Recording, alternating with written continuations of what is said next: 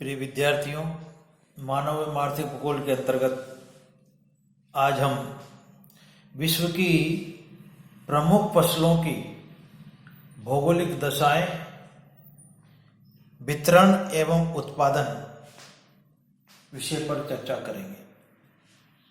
देखिए, हर फसल के उत्पादन के लिए कुछ विशेष भौगोलिक परिस्थितियां या दशाएं होती है, जिसमें वो फसल विशेष अच्छी ग्रोथ करती है, अच्छा उत्पादन देती है।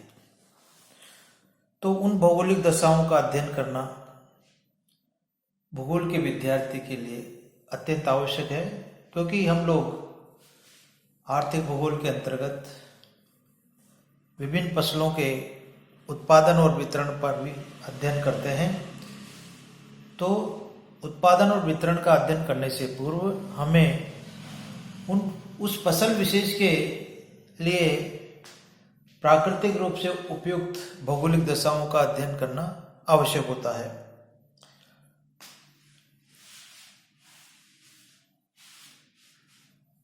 फसल विशेष के भौगोलिक दशाएं, वितरण, उत्पादन को जानने से पहले जितनी भी फसलें हैं उन्हें हम अलग अलग वर्गों में रखते हैं। इसे फसलों का वर्गीकरण कहा जाता है, और उसी के अनुरूप जब हम समझना चाहते हैं तो आसानी हो जाती है कि ये फसल किस वर्ग के अंतर्गत आती है। तो सबसे पहले जानते हैं फसलों का वर्गीकरण। देखिए, फसलों को अलग अलग वर्गों में रखा जाता है। जैसे नंबर 1, धान्य या खाद्यान्न फसलें। धान्य या खाद्यान्न फसलों से अर्थ यह है कि जो मानव के लिए खाने के काम में आने वाली जो जितनी भी फसलें हैं, वैसे तो हर अधिकांश फसलें हम काम में मनुष्य की आती है, लेकिन जो खाद्यान्न के रूप में काम में आने वाली फसलें होती है उसे खाद्यान्न फसलों के अंतर्गत रखा जाता है। जैसे गेहूं, चावल, मक्का, ज्वार, बाजरा, जौ, चना, मटर इत्यादि। खाद्यान्न फसलों में भी जैसे आगे चल के विशिष्टता के लिए उनको जैसे केवल खाद्यान्न, फिर उसके बाद में जैसे तिलहन है, दलहन है, ये भी इसके अंतर्गत आती है। तो इस प्रकार से दूसरी फसलें हैं चाय, वो पेय फसलें। पेय फसलों के अंतर्गत जैसे चाय, कहवा, गन्ना आदि आती है। यानी जिन फसलों के उत्पादों का प्रयोग मुख्यतः पेय पदार्थ के रूप में किया जाता है, उन्हें पेय फसल कहा जाता है। तीसरी प्रकार की है रेशेदार फसलें। यानी जिन फसलों का उत्पादन मुख्यतः रेशे प्राप्त करने के लिए किया जाता है, उन्हें रेशेदार फसलें कहते हैं। और इन फसलों का उपयोग मुख्य रूप से वस्त्र उत्पादन के लिए कच्चे माल के रूप में किया जाता है। तो इनमें कपास, जूट मुख्य उदाहरण है। अब एक विशेष वर्गीकरण होता है बागाती फसलें। यानी जिन फसलों का उत्पादन बागान के रूप में किया जाता है, उन्हें बागाती फसलें कहते हैं। मुख्य रूप से ये व्यापारिक फसलें होती है, और इसमें एक बार वृक्ष लगाने के बाद में वो कई वर्षों तक उत्पादन देता है। तो बागाती फसलों में मुख्य रूप से ये उष्णकटिबंधीय प्रदेशों में उगाई जाती है। इसके अंतर्गत चाय, कहवा, रबड़, कोको, नारियल, केला, गर्म मसाले इत्यादि आती है, जो व्यापारिक फसलों के अंतर्गत इन्हें रखा जाता है। अब व्यापारिक फसलें या नकदी फसलें, एक वर्गीकरण ये भी होता है। तो जो फसलें व्यापार में महत्वपूर्ण हिस्सा लेती है, या व्यापार जिन फसलों का अधिक किया जाता है, या जिन फसलों से नकदी अधिक प्राप्त की जाती है, वो इसके अंतर्गत रखी जाती है। वैसे तो सारी जो भी हमने देखा बागाती फसलें जो है वो सारी की सारी नकदी फसलें भी हैं, लेकिन इसके अलावा कपास, रबड़, गन्ना ये भी बागाती व्यापारिक फसलों के मुख्य उदाहरण हैं। अब सबसे पहले हम लेते हैं गेहूं।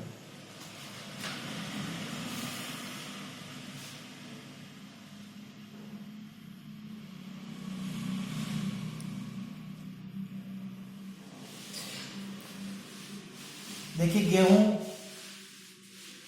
एक महत्वपूर्ण खाद्यान्न फसल है जो पूरे विश्व में पैदा की जाती है। गेहूं के आटे से रोटी तथा अनेक प्रकार के खाद्यान्न पदार्थ बनाए जाते हैं और गेहूं अति प्राचीन काल से ही मनुष्य का महत्वपूर्ण खाद्यान्न रहा है। विश्व के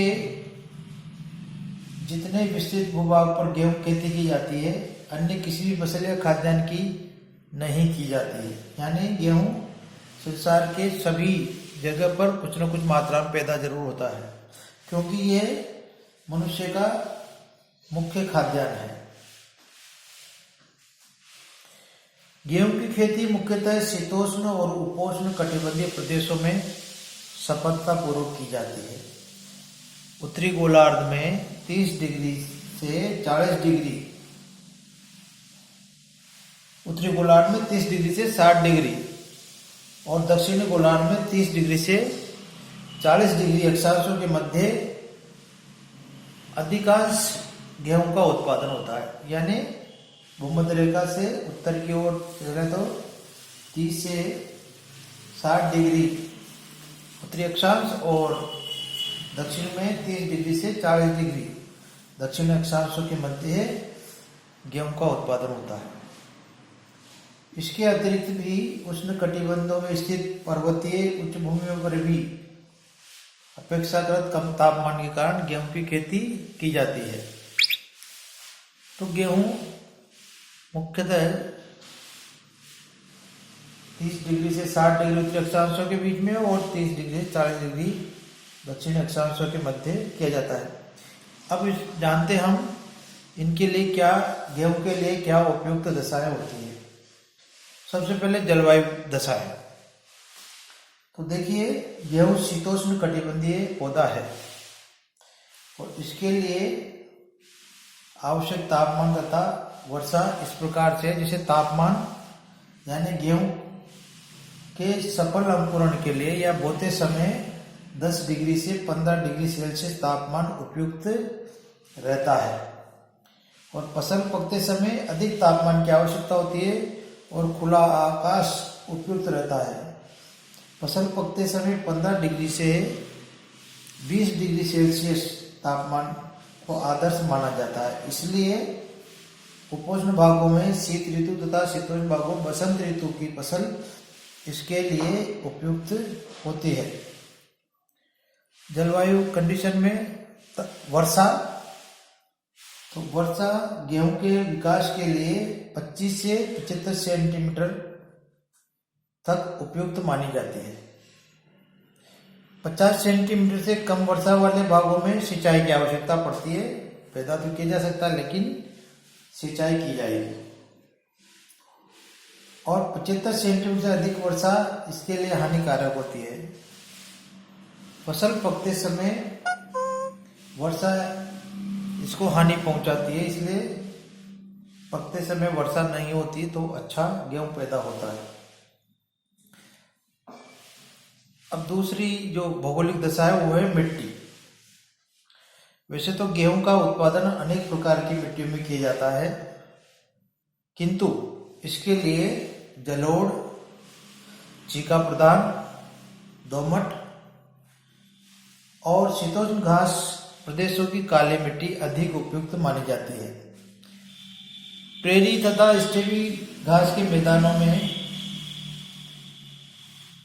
विकसित होने वाली चिरनोजम यानी काली भूरी मिट्टी में जीवांश और नाइट्रोजन की पर्याप्त मात्रा होने के कारण इसमें गेहूं के लिए उर्वरता अधिक होती है और यहाँ गेहूं की फसल बहुत सफलतापूर्वक की जाती है और उत्पादन भी अच्छा प्राप्त किया जाता है। तो इस प्रकार से गेहूं विभिन्न प्रकार की मिट्टियों में पैदा किया जा सकता है। अब अगली भौगोलिक दशा होती है धरातल। देखिए, गेहूं के लिए समतल अथवा अत्यंत मंद ढाल भूमि उपयुक्त होती है, क्योंकि समतल एवं सुप्रभावित भूमि पर सिंचाई तथा बड़े कृषि फार्म विकसित किए जा सकते हैं और उनमें कृषि यंत्रों का प्रयोग अधिक से अधिक किया जा सकता है और अधिक उत्पादन प्राप्त किया जा सकता है। तो समतल भूमि इसके लिए उपयुक्त मानी जाती है, किंतु जहाँ पर समतल भूमि नहीं होती वहाँ पर भी जलवायु कंडीशन अगर अच्छी मिल जाती है तो ढालू खेतों पर भी गेहूं उगाया जा सकता है या ऐसे क्षेत्रों में भी गेहूं की खेती की जाती है। अब मानवीय एवं आर्थिक दशाएं। देखिए, गेहूं की खेती मानव श्रम पर आधारित होती है। जिन देशों में मतलब किसी खाद्यान्न है तो वो इसमें मानव श्रम वैसे तो अपेक्षाकृत कम आवश्यक होता है, क्योंकि बड़े बड़े कृषि फार्म होते हैं वहां पर शीतोष्ण कटिबंधीय देशों में जैसे संयुक्त राज्य अमेरिका, कनाडा, रूस, अर्जेंटीना, ऑस्ट्रेलिया आदि में बड़े बड़े कृषि फार्म होते हैं और वहां पर आधुनिक यंत्रों की सहायता से जैसे ट्रैक्टर, हार्वेस्टर, कंबाइन आदि के द्वारा गेहूं की खेती की जाती है, जिसमें वहां मानव श्रम की आवश्यकता न्यूनतम होती है। लेकिन विकासशील देशों में यहाँ पर मानव श्रम की आवश्यकता होती है, क्योंकि तकनीकी रूप से पिछड़ेपन के कारण प्राचीन ढंग से गेहूं खेती की जाती है, जिसमें हल बैलों द्वारा मानव श्रम का प्रयोग अधिक होता है। इसके कारण से विकासशील देशों में मानव श्रम की अधिक आवश्यकता होती है। इसके विपरीत विकसित देशों में बड़े बड़े फार्म होते हैं, आधुनिक यंत्रों की सहायता से वैज्ञानिक ढंग से खेती की जाती है, जिसमें मानव श्रम की आवश्यकता बहुत कम पड़ती है। तो ये दोनों ही तरह की इसके लिए कंडीशन होती है। अगर जैसे मान लीजिए बड़े बड़े कृषि फार्म में यांत्रिक सुविधाएं उपलब्ध है तो मानव श्रम की आवश्यकता नहीं पड़ेगी, लेकिन अगर जैसे देश की अर्थव्यवस्था या आर्थिक रूप से विकासशील देश है या पिछड़ा देश है तो फिर मानव श्रम की आवश्यकता भी पड़ती है। तो इस प्रकार से ये गेहूं के लिए मुख्य भौगोलिक दशाएं हैं। अब देखिए, गेहूं की कृषि दोनों ऋतुओं में की जाती है, यानी शीतकाल में भी गेहूं बोया जाता है, उत्पन्न किया जाता है और बसंत काल में भी किया जाता है। तो दोनों दो ऋतुओं में ये गेहूं पैदा किया जाता है। ये शीतकाल में जो गेहूं पैदा होता है, जो उपोष्ण जलवायु वाले प्रदेशों में जहां गर्मी में तापमान अधिक ऊंचा होता है वहां किया जाता है। ऐसे भूभागों में गेहूं शीत ऋतु की फसल है, जैसे उत्तरी भारत, पाकिस्तान, मध्य चीन, संयुक्त राज्य अमेरिका के प्रेरी तथा यूक्रेन और रूस के स्टेपी प्रदेश, ऑस्ट्रेलिया,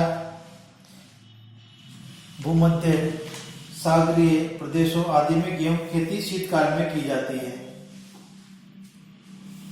तापमान नीचा होने के कारण शीत ऋतु में सिंचाई की आवश्यकता कम पड़ती है, जबकि बसंतकालीन गेहूं शीतोष्ण कटिबंध के उत्तरी भागों में